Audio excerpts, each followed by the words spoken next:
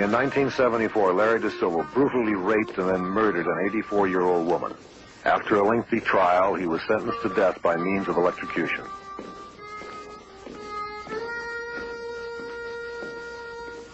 Because of the general outcry against the inhumane method of hanging, the electric chair was the next step in the development of capital punishment. Its premiere was in New York during the year 1890. Larry De Silva would soon join the list of criminals that have died in this fashion.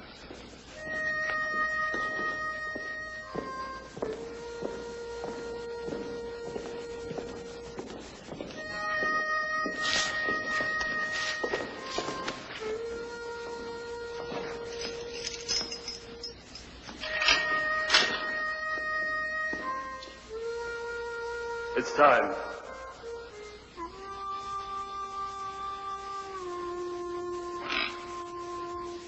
De Silva told me he had read extensively about the method that would take his life.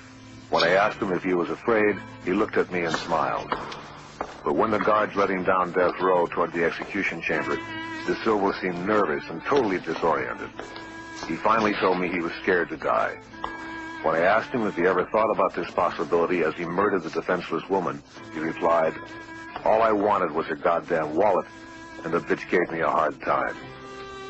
De Silva's history in crime was a lengthy one. At 34, 17 of those years were spent in and out of penal institutions. Beginning with petty thefts, De Silva finally committed a crime which would cost him his life.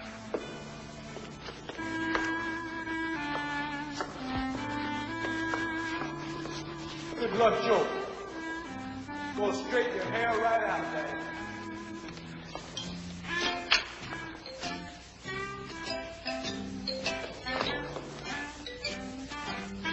The process is simple. The victim is placed in a chair where electrodes are attached to his leg and head. These two areas are sponged down beforehand with a brine solution to conduct electricity.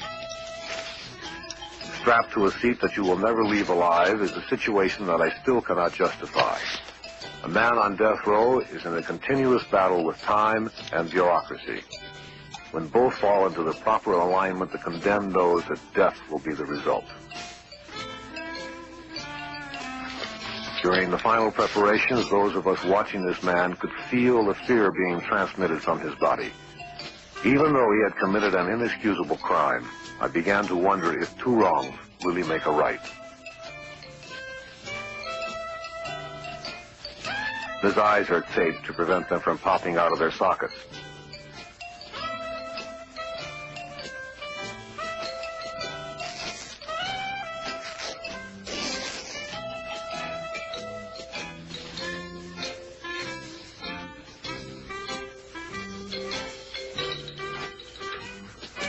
The next step is the flick of a switch which sends a current of 2,000 volts through the victim's body.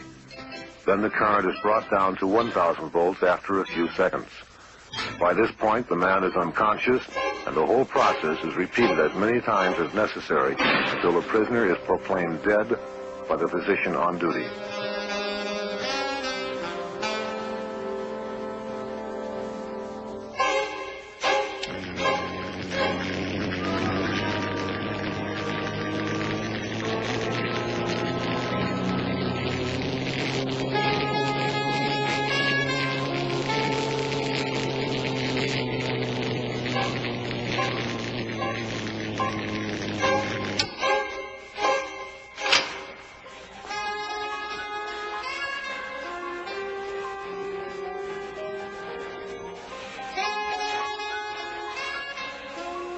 The room began to smell like burning flesh.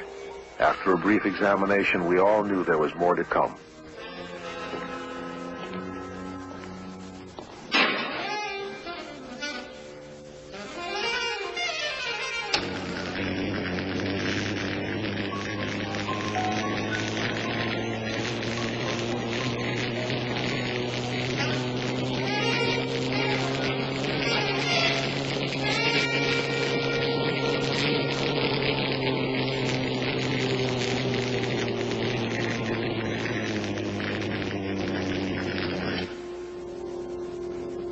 The final trickle of blood marked the conclusion to this grotesque execution.